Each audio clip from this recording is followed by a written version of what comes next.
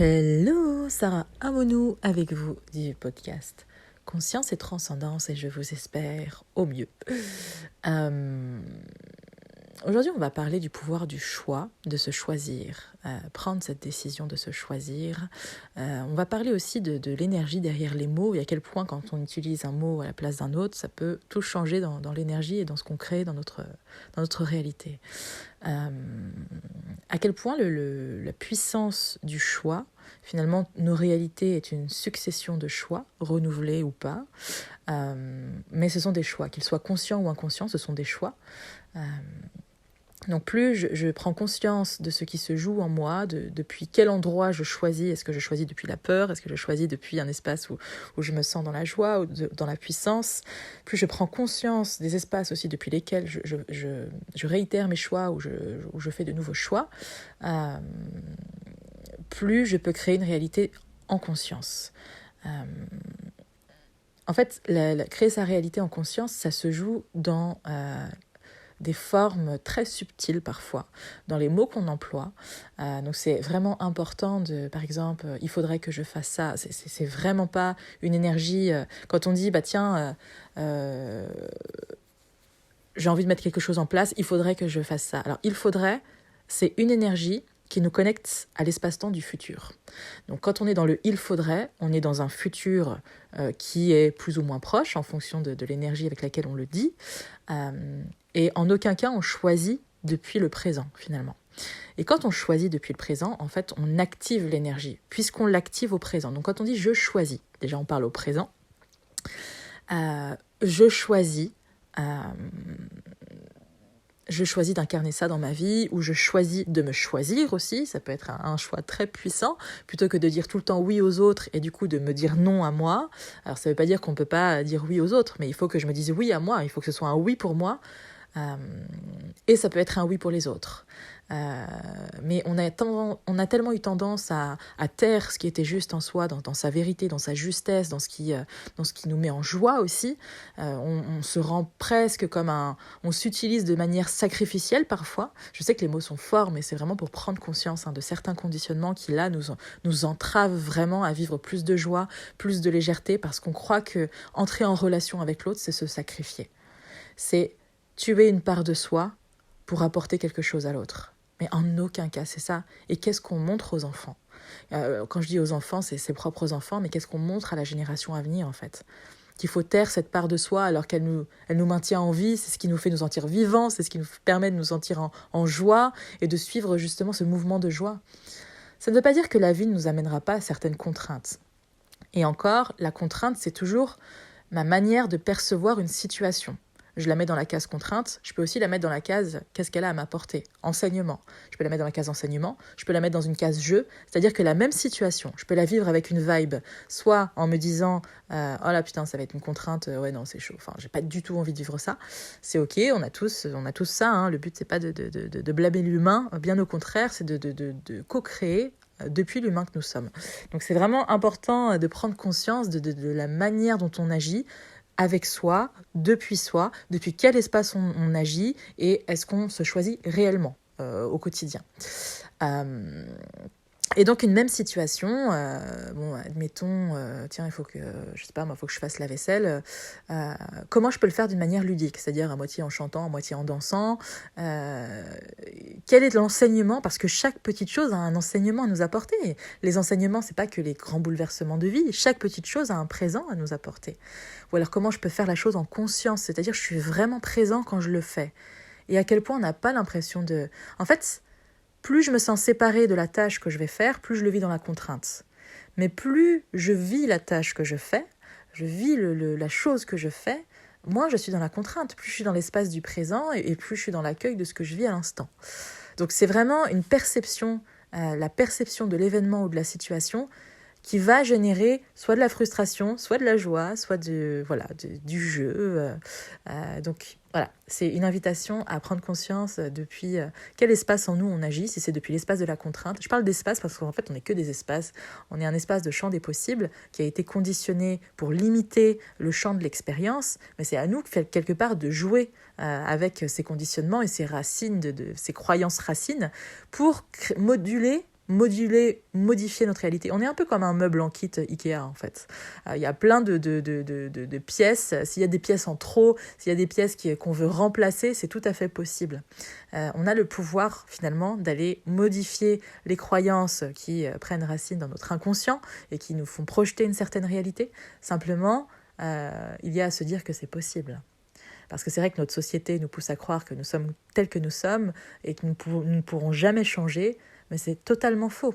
Nous sommes une somme de conditionnements. Ce n'est pas qui nous sommes fondamentalement, mais en tant qu'humains, nous sommes une somme de conditionnements. Si on a été conditionné à un moment donné, c'est qu'on n'avait pas ces conditionnements. On peut très bien retrouver un état où on peut modifier ces conditionnements-là, mais d'une manière consciente. C'est-à-dire faire en sorte que les conditionnements... un conditionnement, c'est ni bien ni mal.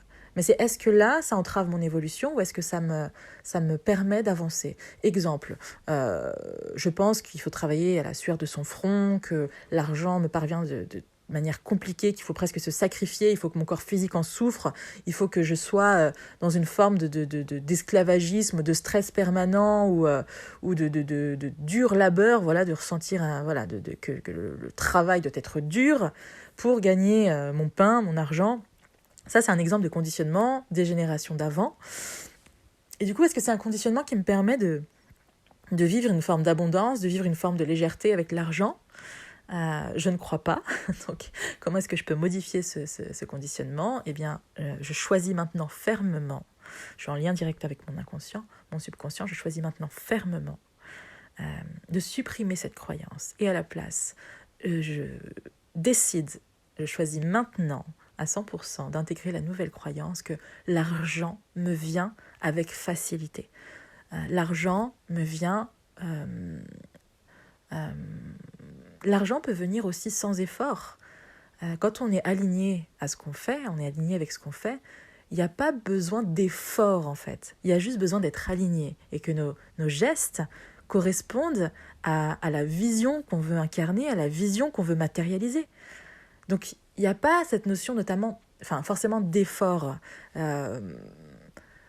Évidemment, le but, c'est d'évoluer. Donc, l'effort, on peut l'entendre comme on veut, mais on peut quelque part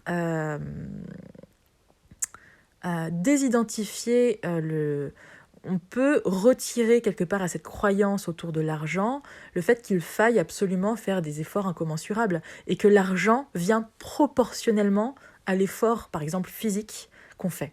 Donc ça, c'est beaucoup de conditionnements qui datent des générations d'avant et qu'on peut porter sans forcément s'en rendre compte, puisqu'on a quand même été éduqués pour la plupart par nos parents, voire nos grands-parents, et des personnes qui sont d'une génération parfois où on était dans le sacrifice, où on était dans le... C'est pour ça que quand j'entends dire « oui, mais les jeunes d'aujourd'hui ne veulent plus travailler », mais heureusement, en fait. Alors, évidemment, il y a les dérives des réseaux sociaux, on vit une autre réalité, autre chose, voilà. Mais quelque part, heureusement, parce qu'ils sont conditionnés dans cette nouvelle génération. Une nouvelle génération apporte toujours plus que la génération précédente. C'est comme ça qu'on évolue de génération en génération. C'est des évolutions, générationnelles. Et du coup... si on a la croyance qu'il faut absolument travailler dur pour obtenir de l'argent, on va se dire cette génération, c'est une génération de feignants. Mais en fait, c'est simplement qu'elle refuse de se sacrifier à la tâche. Ça ne veut pas dire qu'il n'y aura pas d'effort dans le travail. Ça veut simplement dire qu'il y a quelque chose qui ne va plus du tout. Et que ces générations-là à venir, elles ne peuvent plus être dans le forcing permanent. C'est plus possible. Ce qu'ont enduré nos parents, grands-parents, arrière-grands-parents, etc., ne peut plus être appliqué aux jeunes générations. Parce qu'elles sont sorties de l'état de sacrifice. Il y a beaucoup plus de développement personnel, il y a beaucoup plus de quête spirituelle, contrairement à ce que pourraient nous montrer les informations, parce qu'il y a une nouvelle conscience qui est en train d'émerger. Et à quel point on n'a pas besoin finalement de se sacrifier physiquement pour vivre bien. Donc ça nous demande de nous déprogrammer, parce que si on a toujours cru que c'était le cas, c'est évidemment présent dans notre réalité. Mais plus je vais modifier mes croyances, plus je vais aller dans mon subconscient, plus je vais naviguer en eau trouble, en eau sombre, pour déloger les croyances qui sont obsolètes dans la réalité que je souhaite créer maintenant, sachez que la réalité matérielle, physique que nous percevons, c'est la deuxième réalité. La première réalité, nous la créons depuis nos pensées, nos émotions, nos mots, nos actions. Et ce sont ces choix permanents qui sont renouvelés et qui créent notre réalité, nos expériences, notre perception dans cette réalité-là. Donc, si je prends conscience que ma première réalité, c'est celle que j'imagine, c'est celle que pas forcément que j'imagine, mais que je projette, notamment depuis mon inconscient, ça me permet de prendre conscience que cette réalité-là que je vis à l'instant est une conséquence de la première réalité que je crée depuis mes pensées, mes mots, mes émotions et mes actions. Donc, c'est de se dire, ouais, j'ai envie que ça change, mais est-ce que je fais le travail pour que ça change dans mon subconscient? Est-ce que je modifie mes croyances racines pour me permettre de modifier ma réalité, de la vivre différemment? Surtout, ne pas s'identifier à ces conditionnements, ne pas s'identifier à la pauvreté. Qui je suis aujourd'hui et l'état de mon compte en banque ne doit pas déterminer que je serai demain. Ça n'a rien à voir. Et plus vous entrez dans ce cercle vicieux, plus vous recréez ça dans votre vie. Donc, si vous attendez que la réalité physique change pour changer de croyance, en fait, c'est complètement à l'envers. C'est un processus complètement... c'est faire les choses complètement à l'envers. C'est parce que je modifie ma réalité première, qui est celle projetée par mon esprit, par mon inconscient, par ma psyché, on va dire, par mes émotions, par mes mots. Faites attention aux mots que vous employez aussi. Il ne faut pas non plus être complètement focus là-dessus, mais voilà, faire attention quand même. Donc plus je suis conscient de ce que je vis, de ce que je vibre, de ce que j'envoie comme émotion, des pensées que j'entretiens, plus je vais vers ce que je veux vivre déjà dans mon esprit, plus je vais le projeter progressivement dans ma réalité. Mais n'attendez pas que la réalité change, c'est pas dans ce sens-là. C'est je change ma perception de voir le monde depuis mes croyances, depuis mon subconscient. Et du coup, la réalité que je projette depuis cet espace se trouve modifiée. Mais ça ne doit pas être par le forcing ou la méthode Coué. Ah oui, c'est comme ça, c'est comme ça. Ça ne marche pas parce qu'on n'est pas dans un espace de vérité. Il n'y a rien qui dépasse la vérité. Et la vérité, ça peut être, oui, mais ça n'existe pas, mais ça dépend depuis quel espace on se place. Par exemple, j'en parlais tout à l'heure avec des amis, mais par exemple, si j'ai une douleur physique et que je la vis depuis l'humain et que je dis elle n'existe pas. Bien sûr que si, qu'elle existe depuis l'humain, elle existe. Par contre, si je me positionne depuis mon âme, depuis l'esprit en moi, hein, le souffle de vie en moi, celui qu'on a tous, évidemment, quand je dis en moi, c'est nous tous, si je me positionne depuis cet espace-là, évidemment que ça n'existe pas. Et c'est depuis cet espace-là que je peux guérir. Mais ce n'est pas en niant la réalité de l'humain. Parce que la vérité, quelle qu'elle soit, triomphe toujours. Quelle qu'elle soit, rien ne peut dépasser la vérité. Je ne sais pas comment le dire parce que j'ai l'énergie de c'est comme ça, c'est la vérité qui triomphe toujours, c'est la vérité qui a toujours le dernier mot, qui fait office de réalité. La vérité fait office de réalité.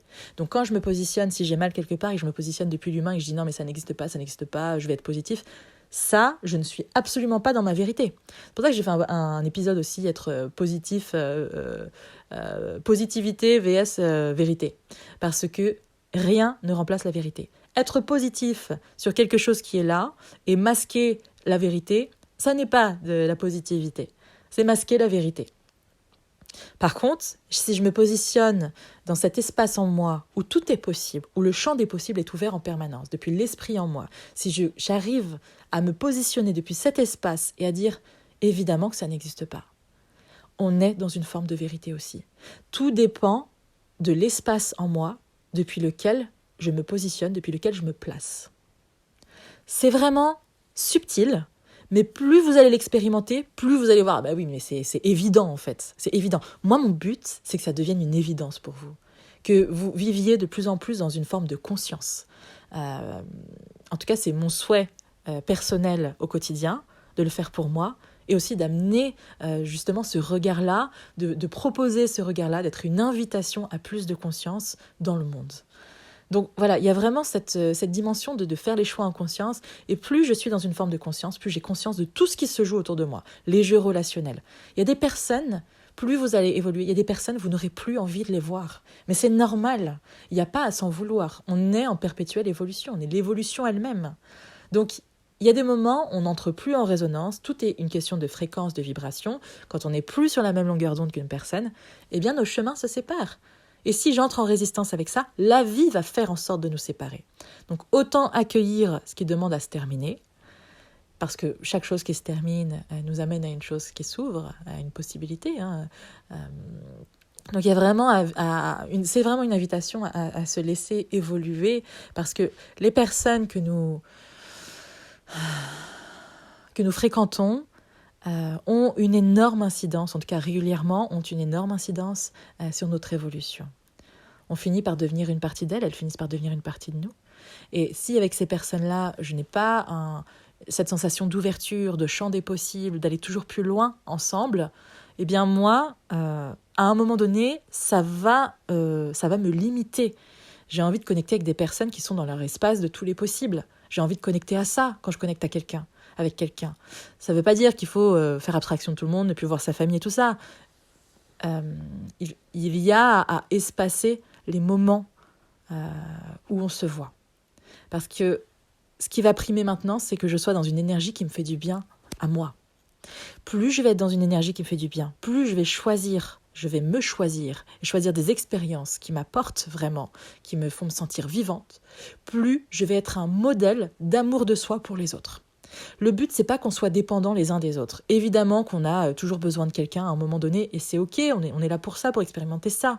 Mais le but, c'est que chacun soit conscient de ses besoins, soit conscient du fait qu'il puisse se choisir, soit conscient des jeux relationnels qui se jouent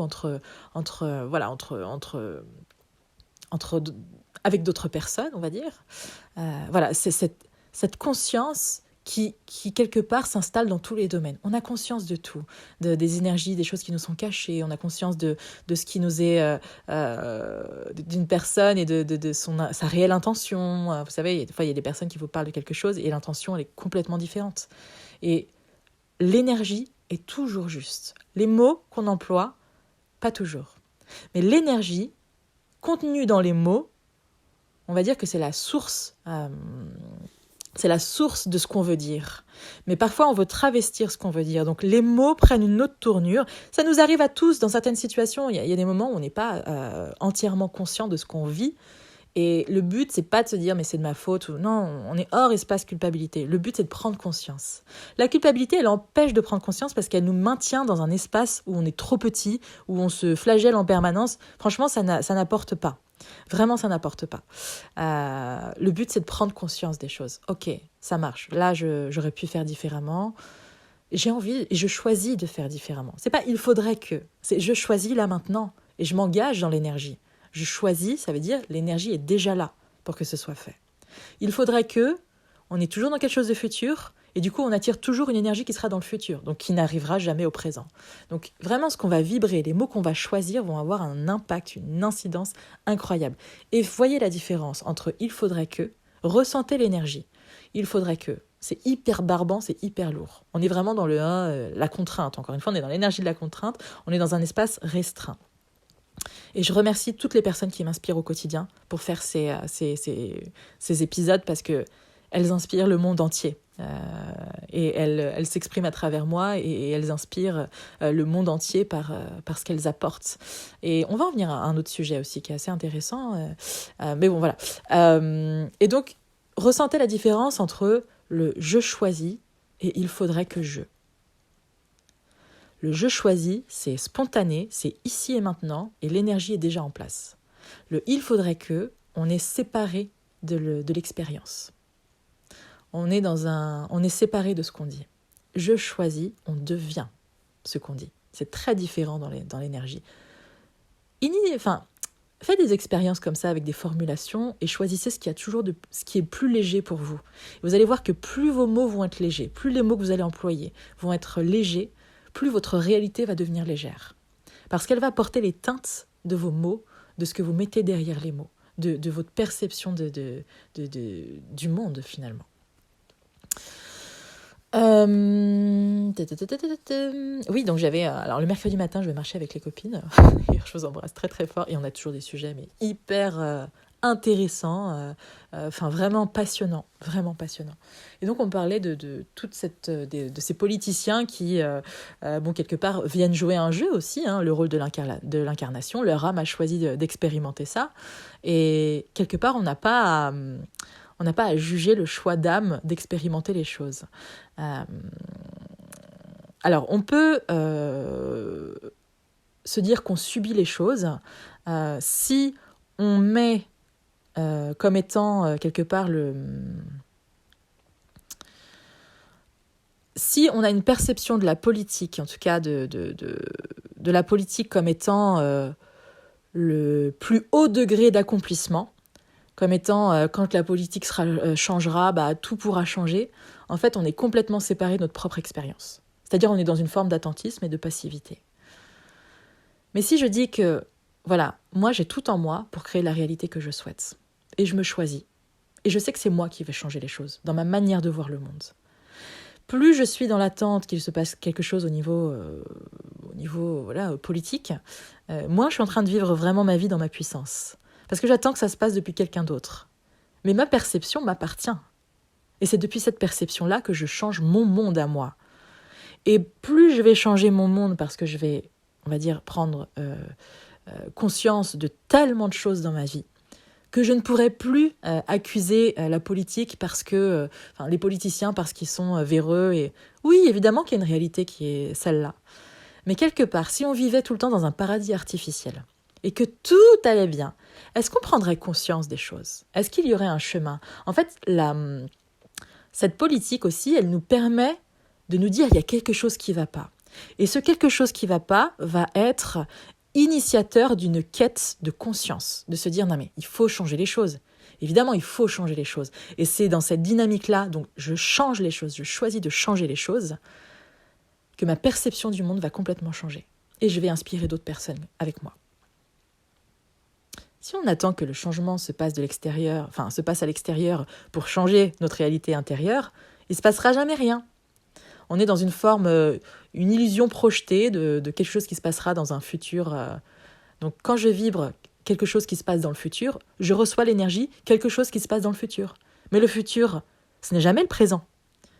Donc quand je me dis plus tard, je ferai ça, plus tard, je reçois l'énergie de plus tard. Quand je dis je choisis ça et j'incarne ça maintenant, je choisis et je reçois maintenant. C'est une toute autre... Je fais exprès d'incarner ce que je dis là pour que vous ressentiez la différence au niveau de l'énergie. On est tous amenés à avoir une vision de plus en plus consciente de notre quotidien, mais jusque dans les plus petits détails.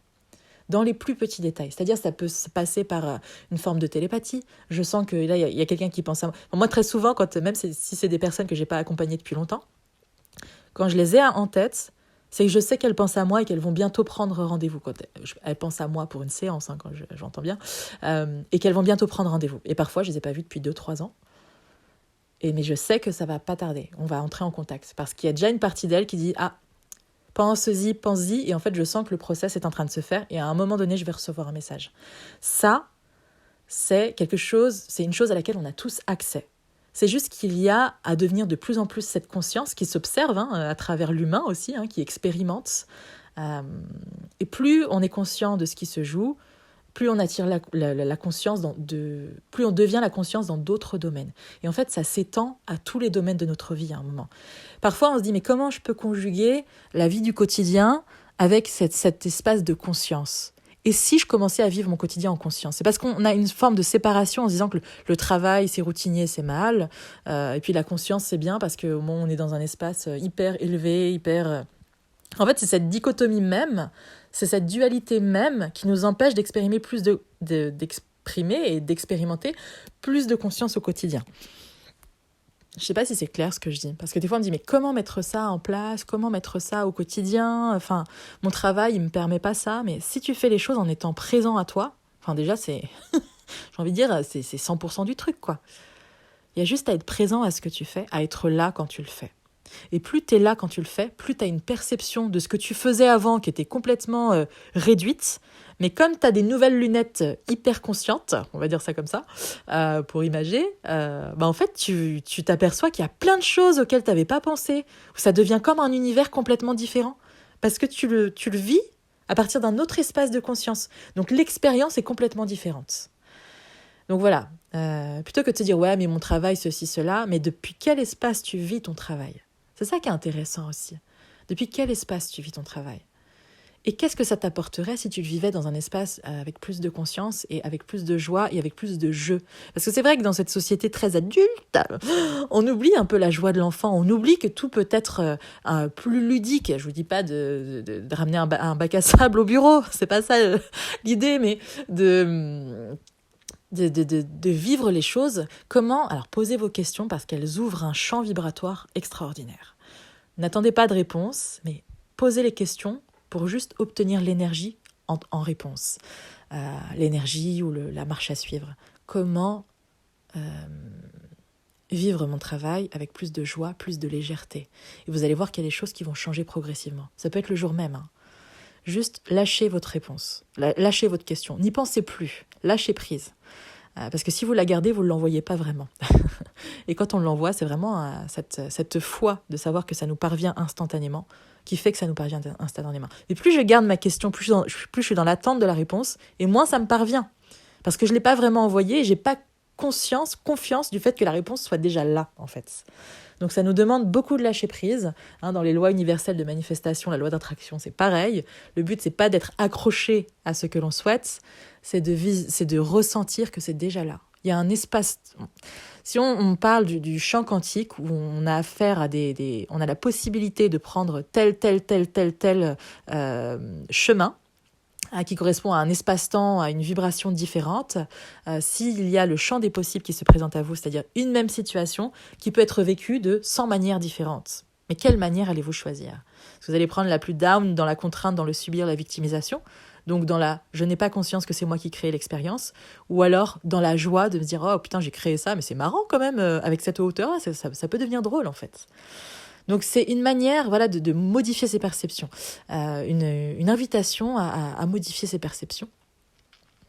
Et donc cette politique, elle met en relief quelque part ce qu'on pourrait appeler en tant qu'humain le mal, mais qui n'existe absolument pas. C'est un jeu, c'est une vaste illusion.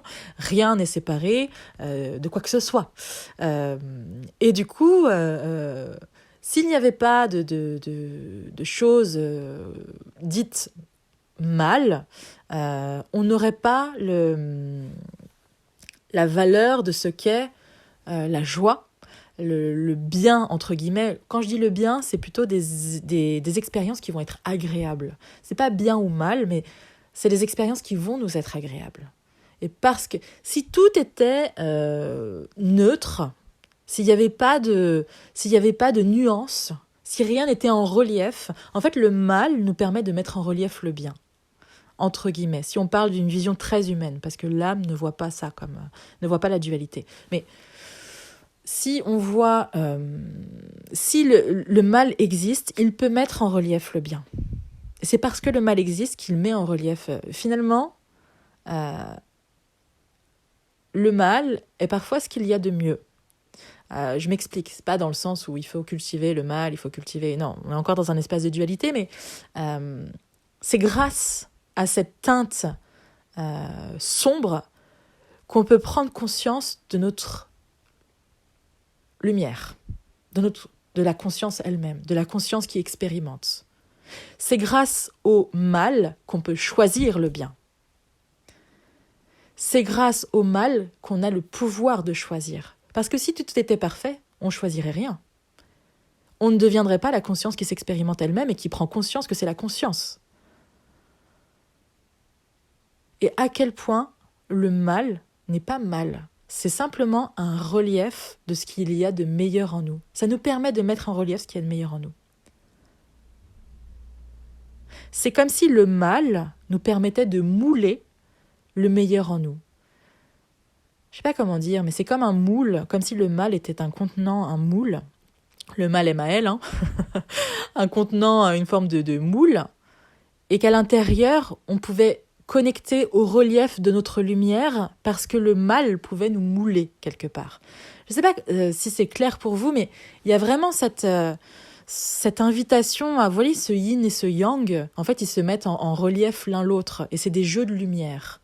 Et encore une fois, l'obscurité ne peut pas être mesurée. On mesure toujours la lumière. C'est-à-dire que dans la pire obscurité, la pire pénombre, on va toujours déceler une once de lumière. Ou alors on va la quantifier en absence de lumière.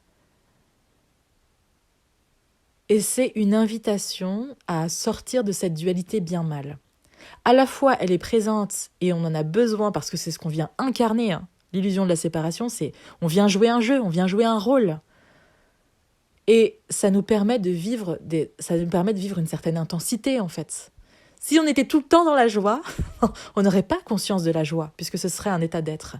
Mais parce qu'on vit des choses qui nous infligent, qui nous infligent quelque part, qui phagocytent notre joie, notre énergie, on va être en quête de plus de joie. Parce qu'il y a une part de nous qui se rappelle que c'est ce qu'elle est. La joie, la magie, Vous voyez ce que je veux dire ? Donc, c'est vraiment une invitation à sortir de cette limitation de c'est bien ou c'est mal. Il n'y a rien qui soit bien, il n'y a rien qui soit mal. Sauf du point de vue de l'humain. Et c'est l'expérience d'intensité. Mais si tout était bien, en fait, on n'aurait plus... vous savez, c'est comme aller manger au restaurant tous les jours. Moi, au bout d'un moment, ça me saoulerait. Parce que j'aime aussi me retrouver chez moi. J'aime aller manger. J'aime manger chez moi, j'aime me faire à manger. Et ce ne serait pas possible si j'allais au restaurant tous les jours. Et j'aime bien me dire que... Alors, il y a des personnes qui adorent aller au restaurant tous les jours. Moi, ce n'est pas mon cas. Je ne suis pas en train de dire la marche à suivre ou de quelle conduite on doit avoir. Pas du tout. Chacun vit sa life comme il veut et heureusement. Et moi, j'adore la liberté. Donc, je vais être quelque part une réflectrice de la liberté de l'autre et je vais vouloir que l'autre se sente encore plus libre parce que pour moi, c'est fondamental. Donc, c'est vraiment en fonction de ce que vous aimez faire. Mais s'il n'y avait que cette chose-là, elle n'aurait pas autant d'importance, elle n'aurait pas autant de saveur, elle n'aurait pas autant de valeur. Le côté désagréable, le côté mal, le côté mauvais vient mettre en relief l'aspect lumineux. Voilà. Je ne sais pas si c'est clair, mais ça permet quelque part de sortir de le gouvernement c'est mal, à quel point on reste dans une forme on vit une forme de victimisation quand on est dans cet espace-là. Le gouvernement, c'est mal parce qu'on attend que le gouvernement change. Mais plus nous, on va changer, plus toute notre réalité va changer. Et plus je me choisis, plus je suis une invitation pour les choses. Enfin, moi, j'ai des amis qui me disent souvent, mais j'admire ça. C'est pas moi qu'elles admirent, mais c'est ce comportement de se positionner parce que c'est vrai que c'est pas toujours facile. De dire non à quelqu'un, c'est pas toujours facile. Mais j'en suis arrivée à un stade où c'est tellement plus important de me dire oui à moi et de me choisir. Ça ne veut pas dire que je dis jamais oui aux autres. Ça veut dire qu'il faut que nos oui entrent en résonance. Il ne faut pas que ce soit un non intérieur et un oui donné à l'autre. Parce que là, je suis dans une forme de sacrifice. Je vais faire les choses à contre-cœur et je ne vais jamais les faire aussi bien que quand moi, je suis partante pour faire les choses. Où là, j'ai ma joie et là, je rayonne ma joie. Quand je fais les choses à contre-cœur, ce que je fais porte l'essence de qui je suis quand je le fais.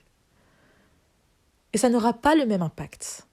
Mais quand je suis avec quelqu'un, parce que je décide d'être avec quelqu'un, ce qui se joue entre nous, c'est juste magique. C'est pour ça aussi que les relations, qui on fréquente, qui on devient, ça demande une certaine intransigeance parfois. En tout cas, ça peut être perçu de cette manière-là. Mais c'est aussi une intransigeance avec soi, envers soi, parce que on ne peut plus faire semblant. C'est-à-dire que quand il y a des conversations qui franchement, mais je me fais chier à mourir. Je ne veux pas m'imposer ça, en fait. Il y a tellement de personnes avec lesquelles je peux avoir des belles conversations. Alors, une conversation comme ça, oui, mais c'est la fréquence qui va déterminer qui je deviens aussi. Donc, c'est se choisir. Vraiment se choisir. Et à quel point je deviens un modèle pour les autres. Quand je dis je, c'est vous, c'est nous, c'est moi, c'est tout. Quand je dis je, c'est à quel point je deviens un modèle pour les autres quand je me choisis. Mais quand tu te choisis, les gens se disent « Waouh, moi aussi je peux faire ça, moi aussi je peux me choisir. » Donc j'arrête de jouer le sacrifice. Il n'y a rien de plus beau que d'être en amour avec soi et avec ses choix. Et il n'y a rien de plus inspirant pour les autres que quand on est dans cet état-là. Quand je rayonne ça, je suis une invitation pour le monde à s'aimer davantage. Quand je suis dans le sacrifice permanent, en aucun cas je suis une invitation pour les autres à se respecter. Ni à ma famille, ni à mes enfants si j'en ai, ni à à mes amis. Je ne suis en aucun cas une invitation à se respecter. Le but, c'est d'incarner l'amour. C'est pas que de le donner. Plus on le donne depuis un espace de sacrifice, plus on se vide de son propre amour. Ça ne veut pas dire qu'il n'y a pas à donner aux autres. Et évidemment qu'on se sent bien en donnant aux autres et quand on est aligné avec ça, mais c'est un tel bonheur, mais vraiment un tel bonheur. Mais c'est soi d'abord. Je sais que c'est quelque chose qu'on nous dit et que c'est égoïste et que c'est... Mais non, c'est soi d'abord parce que quand je suis bien, je rayonne ma vérité. Il n'y a rien de plus vrai, de plus haut en fréquence que de vivre depuis sa vérité. Et à quel point j'inspire les autres à être dans une fréquence de vérité. Et si on est tous à être dans une fréquence de vérité, mais qu'est-ce qui se passe ? Alors que si on est tous à être dans une fréquence de sacrifice, qu'est-ce qui se passe ? Vous sentez la différence d'énergie quand on parle des deux mondes ? Je me sacrifie. Ok, ça se perpétue. Ok, je me sacrifie. On se vide complètement de l'amour qu'on a et on attend que ça vienne de quelqu'un d'autre. C'est des relations qui sont dans une forme de dépendance lourde. Quand je me donne ce dont j'ai besoin, quand je me choisis, même si ça ne plaît pas à l'autre, même si ça ne correspond pas aux attentes de l'autre, je suis une invitation pour l'autre à se choisir. Et si je le déclenche parce que je me choisis, c'est qu'il y a un process en cours. C'est qu'il ne s'attendait pas à ce qu'on puisse autant se choisir. Mais à quel point ça va l'amener petit à petit. Ne sous-estimez pas le fait que quand vous êtes dans votre vérité, vous semez plein de graines autour de vous. Mais vous n'en avez pas conscience. Parfois on en a conscience, parfois on n'en a pas conscience. À quel point votre attitude inspire l'autre. Juste à être dans votre vérité, à quel point ça harmonise des espaces, ça harmonise des relations, ça harmonise des personnes, parce que vous êtes dans votre justesse. Rien ne dépasse la vérité. C'est vraiment une invitation à s'aimer pour déborder d'amour et rayonner d'amour aux autres. Ça ne veut pas dire qu'il faut arrêter de donner de l'amour aux autres. C'est complètement hors sujet. C'est pas du tout ça. Mais quand je me choisis et que je m'apporte cet amour à profusion, je rayonne ça autour de moi. Et c'est une invitation à incarner ça. Pas à attendre que l'autre me donne ça. À incarner ça. Et à quel point on vit de plus en plus en autonomie et en conscience de ce que je peux me donner, ce que je peux m'apporter moi-même. Et je crois que c'est la plus belle histoire d'amour qu'on se doit, qu'on choisit pour soi.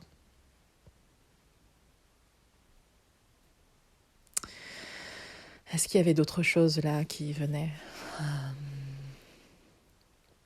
Et je sais à quel point aussi le fait de prendre de plus en plus conscience que nous sommes le créateur de notre vie, ça fait peur. Parce que plus on en prend conscience, plus on accède à sa puissance. Et rien ne fait plus peur que de connecter, même de loin, à sa propre puissance. Parce qu'après, on a la responsabilité consciente de ce que nous créons. Et parfois, on recule et on se dit, on est humain. Non, mais c'est pas moi qui fais, mais c'est pas moi qui crée. Là, je décide de subir. C'est ok. Tu peux être victime dans cet espace-là, il n'y a pas de souci. Il n'y a aussi pas à se juger quand on est la victime, parce que sinon, on s'en sort pas. Si je me juge en étant victime, si je juge la victime que je peux être à un moment donné dans mes perceptions, ça m'empêche absolument d'évoluer. En fait, c'est contre-productif. C'est comme de rester dans un espace de culpabilité. Je ne peux pas être la conscience et la culpabilité. Et parce que je ressens de la culpabilité, mais je ne suis pas la culpabilité. J'observe cette culpabilité. Si je peux l'observer, c'est que fondamentalement, ce n'est pas moi. Donc voilà, j'ai cette distance avec la culpabilité que je laisse circuler en moi. Elle a tout à fait sa place et je l'accueille. Mais je ne me nourris pas de cet espace-là. Et c'est la différence. De quoi je me nourris ? Dans quel espace je me nourris là ? Quand je dis espace, c'est comme un réceptacle d'énergie en fait. C'est comme un champ d'énergie, voilà. L'espace, depuis quel champ d'énergie j'agis ? Depuis la culpabilité, depuis quelle fréquence en moi j'agis ? Ouais, champ d'énergie, espace et champ d'énergie, ça me parle plus dans l'énergie. Mais voilà. Donc c'est une invitation à se choisir. Vous allez voir, au début, c'est difficile. Il y a de la culpabilité. Mais la culpabilité, elle nous dit aussi qu'on sort de notre zone de confort. Donc prenez la culpabilité aussi comme ah putain, c'est bon, j'y suis là. Ça veut dire que je sors de mes règles établies. Ça ne veut pas dire que les règles sont vraies et justes pour moi. Ça veut dire que ce sont les règles en place, qui viennent sûrement de ma famille, de génération, de culture judéo-chrétienne ou autre. Les religions, encore une fois, ne sont pas à blâmer, mais nous avons un héritage culturel et religieux, parfois inconscient, même dans des familles athées, où la religion a un peu comme fusionné avec la culture et où on a aussi un inconscient collectif qui nous relie aux archétypes, où on est relié à beaucoup pour les hommes, l'archétype de l'homme, en tout cas en Europe, ça va être Jésus. Donc il faut que je sauve, il faut que je je sois le sauveur. Donc indirectement, inconsciemment, l'homme va s'identifier justement à cet archétype-là. C'est très inconscient ce que je dis, hein. C'est pas quelque chose, tous les matins je me lève en me disant ah oui, je suis Jésus, il faut que je sauve le monde. Non, on est dans un espace inconscient. Et la femme, elle va s'identifier un petit peu à la Vierge Marie. Et c'est pour ça que au sein du couple, il y a un problème, c'est que la femme attend d'être sauvée par l'homme sait qu'il doit sauver la femme, sait qu'il doit sauver la femme dans son inconscient, mais bon, dans une vision plus haute, c'est qu'il croit sauver la femme. Et donc, il y a cet aspect à la féminité où tout doit être parfait, où je dois être une femme parfaite, où je dois être une mère parfaite. Vous savez, toutes les mères parfaites, là. Parfois, quand il y a des vidéos de mères qui s'expriment avec leurs enfants, mais cette mère parfaite, là, c'est inconsciemment, je me relie à la Vierge Marie qui a accouché, mais sans... qui est tombée enceinte, mais par le Saint-Esprit. Voilà. En fait, on a tendance à tomber dans une forme d'illusion de ce que doit être de ce que doit être la femme et non de vivre la femme elle-même en nous. Vous voyez ce que je veux dire ? Des fois, il peut y avoir cette espèce de dichotomie, de dualité entre la femme que je dois être, donc là, on n'est pas du tout dans le bon champ d'énergie, et la femme que je suis, que je vis en fait, qui n'est pas du tout celle que je dois être pour la société. Donc il y a ces allers-retours entre est-ce que je suis dans ce que je dois être ou est-ce que je suis dans qui je suis vraiment. Et donc c'est tous les archétypes de la femme, et en plus Vierge Marie, donc c'est une femme qui est vierge, donc déjà il y a un truc un peu erroné, quoi. Je suis enceinte, je suis vierge, il y a tout cet aspect autour de la virginité de la femme, vous savez, ces croyances un petit peu autour de la femme, quand elle est vierge, elle est pure, quand... il y a parce qu'il y a cette identification à une femme, à la femme est représentée par l'archétype, est représentée inconsciemment par l'archétype de la Vierge Marie. Donc il y a l'homme doit sauver, la femme doit être prude, doit être vierge. C'est pour ça aussi que parfois donc la femme, comme c'est la mère de mes enfants, il y a le côté prude, le côté sérieux, alors je parle pas pour tous les couples évidemment, hein, mais il y a beaucoup de ça. Pourquoi est-ce que l'homme parfois a besoin d'aller chercher une maîtresse ? Parce qu'il ne peut pas ne peut pas voir sa femme comme étant à la fois sa maîtresse, la mère de ses enfants. Pour lui, il peut y avoir une forme aussi de séparation. Du coup, je vais chercher ce que je ne peux pas voir chez ma femme, alors que chaque femme a cet aspect-là, hein, et puis chaque femme ne le vit pas non plus. Donc parfois, c'est aussi la femme qui s'empêche de le vivre, et parfois, c'est l'homme qui refuse de le voir chez sa compagne. Donc voilà, il y a tout. Encore une fois, l'homme ou la femme, ce n'est pas bien, ce n'est pas mal, ou l'homme est terrible. Enfin, moi, je ne vais jamais être dans une forme de séparation et d'endoctrinement dans le féminisme, voilà. Moi, je pars sur un point égalitaire, bien que nous ayons des différences en tant qu'hommes et femmes, mais en aucun cas, ça nous place au-dessus ou en dessous. J'aime bien aussi vivre mes relations depuis une forme d'horizontalité et non une verticalité. La verticalité, elle nous maintient dans une forme de compétitivité. Elle nous maintient dans une forme de hiérarchie sociale, hiérarchie de la réussite, des origines. Mais quand on s'imagine de vivre nos relations depuis un axe horizontal, en fait, on est tous au même niveau. On est tous très différents, ça c'est sûr, mais on a tous exactement la même valeur. Exactement. Que vous ayez des milliards sur votre compte, que vous soyez à moins 10 000, vous avez exactement la même valeur. Et le but, c'est surtout de ne pas s'identifier à ce que j'ai. Parce que qui je suis dépassera toujours et de loin tout ce que je peux avoir en une vie et en 10 000 vies. Qui je suis maintenant dépasse d'une manière... J'arrive même pas à trouver le mot, tellement il y a un fossé entre ce que je peux avoir et qui je suis vraiment. C'est à des années-lumière. C'est-à-dire que ce que j'ai me maintient au degré 0. Ça ne veut pas dire qu'il ne faut pas avoir ou quoi que ce soit. On n'est pas du tout dans cet espace-là non plus. C'est bien de ne pas avoir, c'est bien d'être dans l'éloge, dans l'incarnation de la pauvreté. Je ne suis pas du tout là-dedans et ça ne m'intéresse pas du tout d'ailleurs. Parce que la spiritualité, pour moi, elle doit être incarnée. L'argent, on en a besoin dans cette vie-là pour... Alors, il y en a qui vont expérimenter une vie d'ermite avec très peu de ressources. Leur âme leur fait expérimenter cette vie, c'est très bien. Mais dans cette vie, l'argent, elle nous apprend tellement sur nous. Parce que notre manière de vivre avec l'argent montre nos blessures. Ok, est-ce que je me sens abandonnée? Est-ce que je me sens rejetée? Est-ce que je me sens... En fait, notre manière de recevoir ou pas l'argent nous dit qui nous sommes et montre directement nos croyances. L'argent n'est pas un ennemi à abattre, c'est toujours ce qu'on en fait, et je dis toujours que les grands projets ont besoin de grands mécènes. Mais s'il n'y a pas d'argent, on fait comment? Donc c'est vraiment une invitation aussi à changer son regard sur l'argent, mais ça j'ai déjà fait...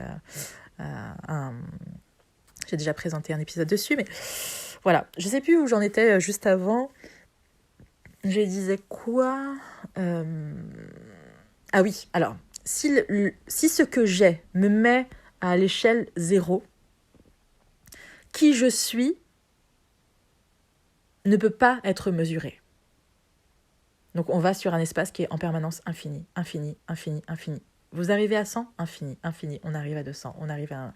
Et en fait, à chaque fois, c'est un espace infini qui s'ouvre, qui s'ouvre, qui s'ouvre, qui s'ouvre derrière. Il n'y a pas de limitation à qui je suis. Et qui je suis, je ne peux pas mettre de valeur. C'est pour ça que quand je vous parle aussi du cercle de conscience, cet espace dans lequel on avance ensemble, on évolue vraiment par des prises de conscience, d'ailleurs, je mettrai le lien en bas dans cette vidéo, dans le descriptif. À un moment, je dis, mais ma sagesse, ma connaissance n'a pas de prix, en fait. Ce que j'offre, ça n'a pas de prix. Parce que c'est quelque chose qui ne m'appartient même pas à moi-même. Ça appartient à la conscience. Et la conscience ne peut pas être mesurée puisqu'elle est infinie. Quand je dis ma connaissance, ma sagesse, c'est ta connaissance et ta sagesse. C'est la même. C'est juste que moi, je suis là pour rappeler aux gens qui ils sont. Je suis là d'abord pour me rappeler qui je suis. Et je suis là aux gens pour renvoyer qui ils sont. Réfléchir qui ils sont. Comme un miroir. Je ne suis pas là pour que les gens aient besoin de moi. Je suis là pour leur rappeler qu'ils ont tout en eux. Et je pars de cet espace de puissance. Parce que quand je vois l'autre dans sa puissance, je lui permets encore plus d'accéder à sa propre puissance. Quand je vois l'autre dans la victime, ce n'est pas la compassion. Parce que quand quelqu'un vit quelque chose de difficile, oui, la compassion a toute sa place. Et on peut être dans la compassion. Et la compassion ouvre encore un espace. Parce que l'autre se sent comme compris. Mais voir l'autre en disant le pauvre, qu'est-ce qui lui arrive, Non. Ça ne va pas aider l'autre. Même si c'est ce qu'il attend, parce qu'il y a beaucoup de gens qui préfèrent se plaindre plutôt que d'avoir des solutions ou d'évoluer, et ça c'est ok. C'est encore autre chose. Mais quand je vois l'autre depuis sa puissance en disant « Waouh, t'as créé ça », mais c'est beau quand même, parce que faut y aller quand même pour créer ça. Même si c'est inconscient, faut y aller quand même pour créer ça. C'est un beau créateur, c'est un puissant créateur.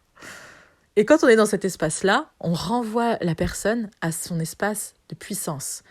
Et les solutions que je vais trouver en vivant la même situation dans un espace de victime et cette situation dans un espace de puissance, ça change tout en fait. Ça change tout. Quand je suis dans ma puissance, je rebondis instantanément. Parce que je prends conscience que c'est moi qui crée le jeu. C'est moi qui crée le jeu J-E et J-E-U. On peut vraiment englober les deux là-dedans. Voilà, donc pour terminer, on va dire que l'homme a toujours extrêmement peur de sa puissance, parce que ça le met face à son pouvoir créateur.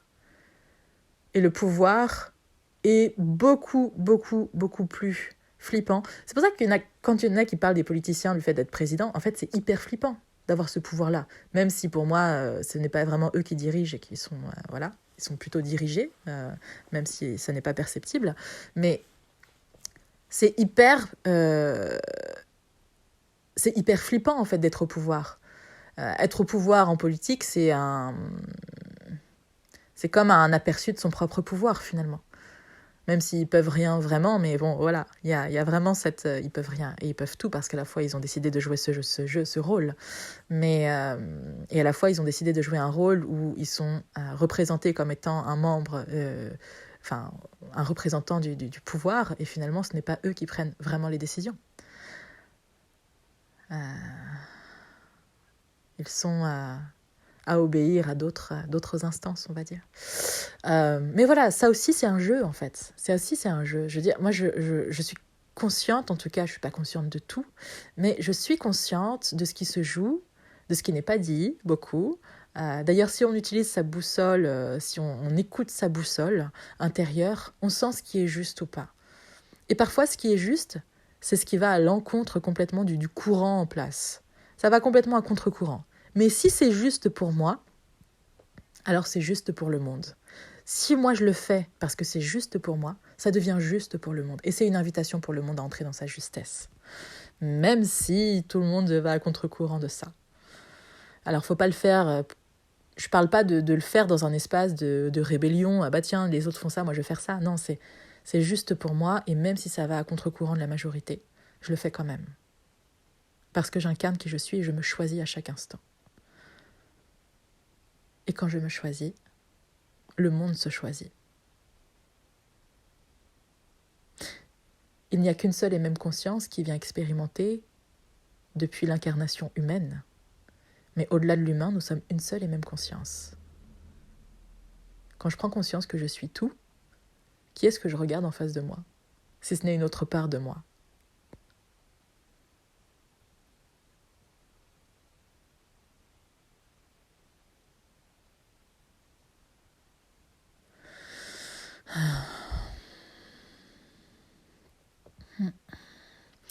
Eh bien, je crois que c'est tout pour le moment. Merci pour vos soutiens, vos jolis mots, vos soutiens, quels qu'ils soient. Encore une fois, des fois, ils sont par la pensée ou par la... Je ressens, en fait. À certains moments, je ressens des choses... voilà, ça me fait vibrer, en tout cas. Donc, merci pour... parce que quand je m'adresse à vous, je me rappelle encore plus qui je suis. Et donc, moi aussi, j'ai envie de vous dire merci par rapport à ça. Donc, merci infiniment. Parce que, comme vous êtes là, je me rappelle qui je suis. S'il n'y a pas d'autre, à la fois, c'est dur de se rappeler qui nous sommes.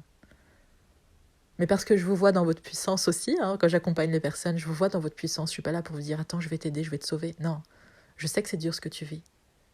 Mais je sais à quel point tu es puissant. Et c'est depuis cet espace-là que je veux te voir. Et je veux te voir dans un espace où tu sais que tout est en toi. Parce que je sais que tout est en moi. Je sais que tout est en toi. Moi, le but, c'est qu'on n'ait pas besoin de moi. Que je sois juste un espace qui te rappelle ton espace, finalement. Que mon champ des possibles te rappelle ton champ des possibles. Par miroir, par écho.